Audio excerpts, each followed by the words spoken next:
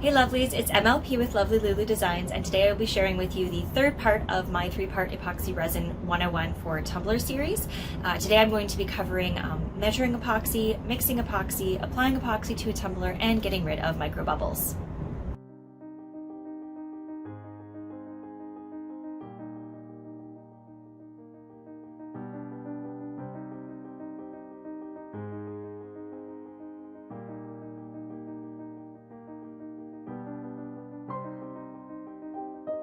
So before you do anything with your epoxy, you need to familiarize yourself with the mixing instructions for your specific epoxy brand. This includes everything from mixing ratios, mixing times, and even recommended room temperature and humidity levels. At its best, epoxy is a finicky, fickle diva, and if you don't meet her demands, she will act out against you. Last summer, I was having a hard time with fish eyes because of changes in humidity. Yes, seasonal weather changes can affect your epoxy finish. So I invested in a temperature and humidity reader for my workshop. I got mine off of Amazon. It looks like this, and it was definitely money well spent. So epoxy resin comes in two parts, part A and B, or the resiner and the hardener. These parts are most commonly mixed at a 1-to-1 ratio, which is measured by volume instead of weight in most cases, but you should confirm this with your epoxy brand's instructions. I use disposable measuring cups because I can't seem to keep silicone measuring cups free of contaminants, so I personally stopped using those, but I do know of people who use them with great success somehow. Syringes are also a really popular method of measuring your epoxy, but if you're going to use syringes, make sure they are not lined with silicone. Often the syringes with the black stoppers have silicone in them, and that will cause fish eyes like crazy in your epoxy. Sadly, I do know this from firsthand experience, so be aware of that if you do decide to go that route. And finally, some people use pumps to measure their epoxy, but I'm not sure how accurate they are since I've never personally used them. So if you are someone who has experience measuring with pumps and want to let us know your experience, just put it in the comment section and let us know how well it worked for you. Alright, so the reason why most epoxies are measured by volume and not by weight is because one part is denser than the other, so they don't weigh the same. This is important to know for mixing purposes as well, because you want to pour your thinner part first for the epoxies. I've used that's part B, or the hardener. If you pour the thicker part first, what happens is the thinner part doesn't reach the surface and it sits on top of the other. A good way to visualize this is if you think about oil and water. If you pour water on top of oil, it just sits on top. But if you pour the water first and then the oil sinks into the water and makes mixing easier. So the exact same principles apply here with epoxy. So you want to pour your thinner part first, and then your thicker, and then you want to start mixing. Mixing times will vary between epoxies. Some will also call for you to mix in 1 cup and then change cups and mix some more. Others may recommend warming your epoxy before mixing.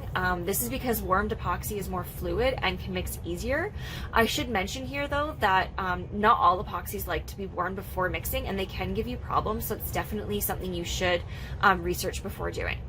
For those of you who use epoxies that do recommend warming first, placing your epoxy under a warm lamp, using a bottle warmer, or using a plain old-fashioned warm water bath where you fill a bowl with warm water, set your epoxy bottle in the water, and let it soak for a bit are all effective ways to warm your epoxy before mixing. For your mixing tool, you want to stay away from wooden stir sticks like popsicle sticks because they introduce air into your epoxy, which means more bubbles. I like to use a silicone stir stick like this one. I get mine from Cat and just wipe them off really, really well with a lint-free cloth immediately after I'm done mixing. Metal stir sticks are pretty popular too, and they work just as well.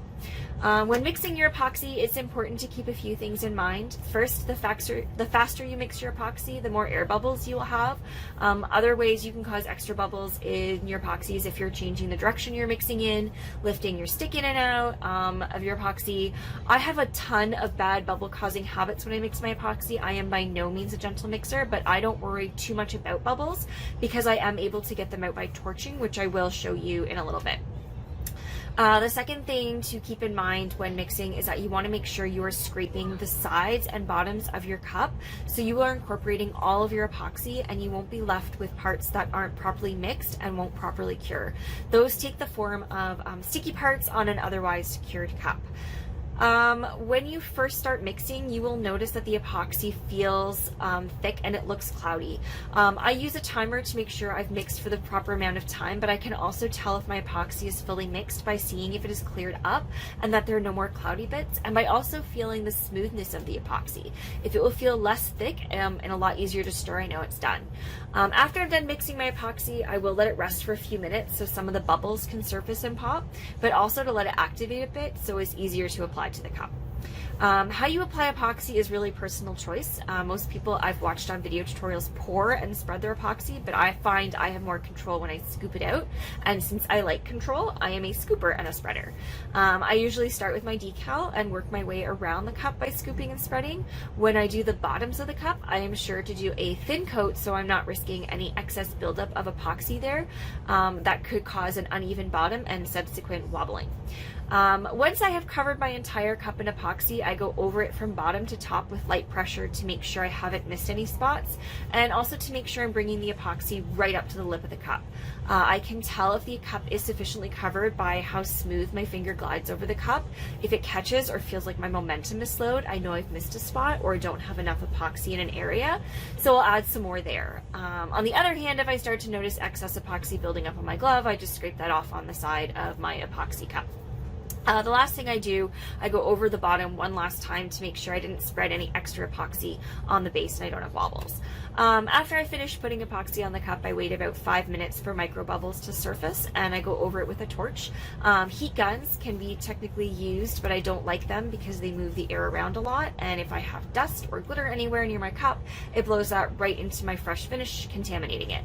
I'm using a propane torch these days, but a butane chef's torch or micro torch works just fine for most epoxies.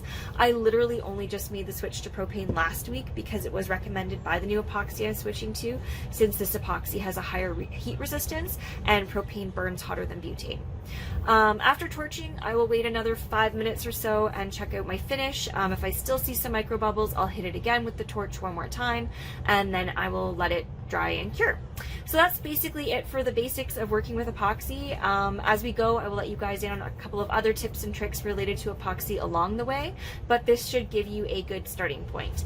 As always, if you have any questions, just leave them in the comments and I will do my best to answer them for you.